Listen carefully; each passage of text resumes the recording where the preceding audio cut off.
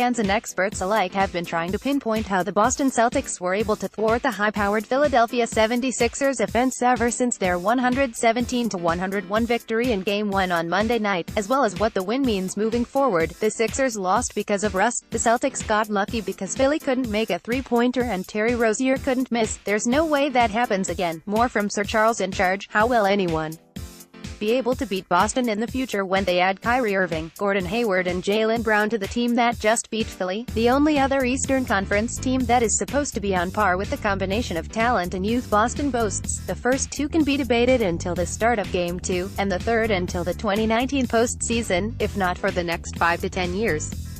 But there's been one take said by fans and experts alike that needed to be fact-checked. The Celtics won, or benefited, from their experience advantage. The real truth: the Celtics and Sixers each carry 6 players who played in Game 1 that have also appeared in at least one playoff game prior to the 2017-18 season. The following is the experience each team has from those 12 players.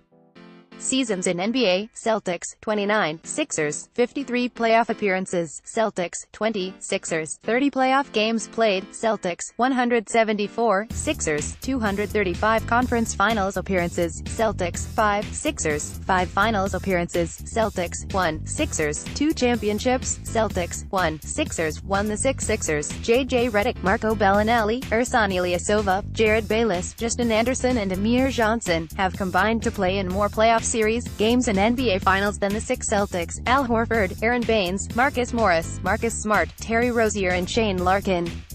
The next question is obvious: is it fair to factor in playoff experience for players like Johnson and Anderson, who played a combined 10 minutes in Game 1? Probably. It definitely doesn't hurt to have that additional voice in the ears of Ben Simmons, Joel Embiid and crew. But to make sure we're not leaving any stone unturned, let's take out those players and focus just on the ones who impacted the game on the court, not just off it.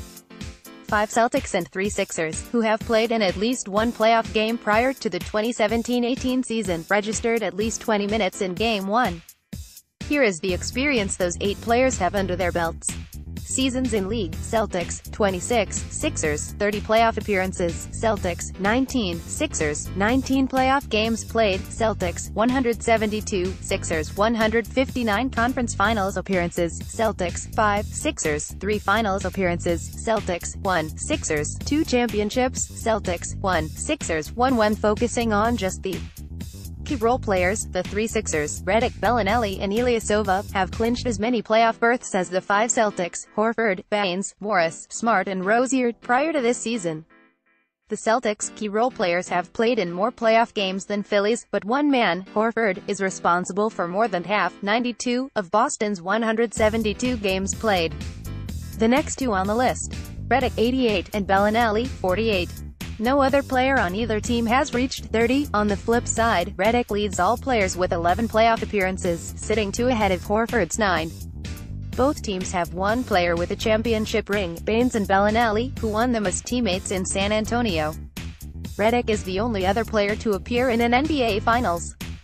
The argument that Philly is being led by 2 players with no playoff experience in Embiid and Simmons is true, but it also becomes moot when Jason Tatum, no experience, and Terry Rozier, never started a playoff game prior to this season, play just as well. The fact is, neither team truly boasts any advantage when it comes to experience. And if the argument is that Brad Stevens has more playoff coaching experience than Brett Brown, well, that's not a debate Sixers fans want to start. Both started their NBA head coaching careers in 2013, so they have the same number of years under their belts. You could say, well, Brad has more playoff experience, but if you do, you're basically conceding one of 2 things. Stevens is a better coach because, don't forget, both teams were tanking when they hired their respective coaches. Stevens is the reason Danny Ainge felt confident making the moves he did to compete as early as Boston did.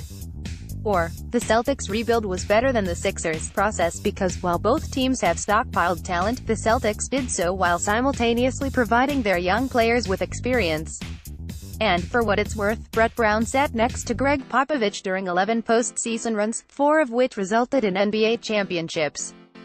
This piece has nothing to do with who will win the series or which team is better suited to dominate the Eastern Conference in the future, so please don't get anything twisted. Just know that the Celtics may have beaten the Sixers in Game 1 due to multiple reasons, but experience is not one.